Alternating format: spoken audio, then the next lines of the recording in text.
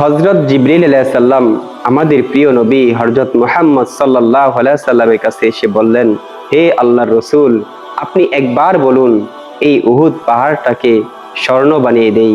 হুজুরে পাক সাল্লাল্লাহু আলাইহি সাল্লাম বললেন, আমার ধনী হওয়ার কোনো শখ নেই। আমি একবার খেয়ে আল্লাহ তাআলার শুকর আদায় করব, একবার না খেয়ে আল্লাহ তাআলার সবর আদায় করব। এই ঘটনা থেকে আমরা কি শিক্ষা পেলাম? হুজুরে পাক সাল্লাল্লাহু আলাইহি সাল্লাম যদি চাইতেন এই পৃথিবীতে সবচেয়ে বেশি শৌখিনতার সহিত চলাফেরা করতে পারতেন, কিন্তু উম্মতকে এই শিক্ষাই দিয়ে গেছেন যে বিলাসিতার মধ্যে আল্লাহকে খুঁজে পাওয়া যায় না, আল্লাহকে পাওয়া যায় শুকর এবং সবরের মাধ্যমে। সম্মানিত বন্ধুগণ, আল্লাহ তাআলা আমাদেরকে শুকর গুজার বান্দা হিসাবে কবুল করুক। সকলে বলি আমিন।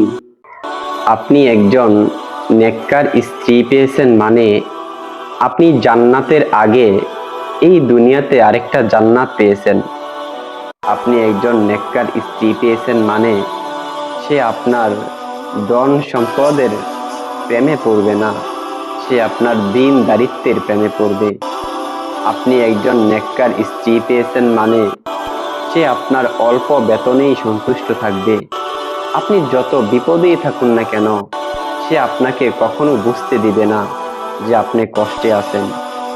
এজন্য বলা হয়, একজন নেককার স্ত্রী পারে একজন স্বামীকে জান্নাত পর্যন্ত নিয়ে যেতে। খুবই ভয়ানক একটা হাদিস। রাসূল সাল্লাল্লাহু আলাইহি সাল্লাম বলেছেন, ওই নারী জান্নাতে প্রবেশ করবে না যে নারী কাপড় পরিধান করেও উলঙ্গ থাকে। আমাদের প্রিয় নবী হযরত মুহাম্মদ সাল্লাল্লাহু আলাইহি সাল্লাম বলেন, যে ব্যক্তি কুরবানি দেওয়ার সামর্থ্য রাখে তবুও সে কুরবানি করলো না, সে যেন আমার ঈদগাহে না আসে।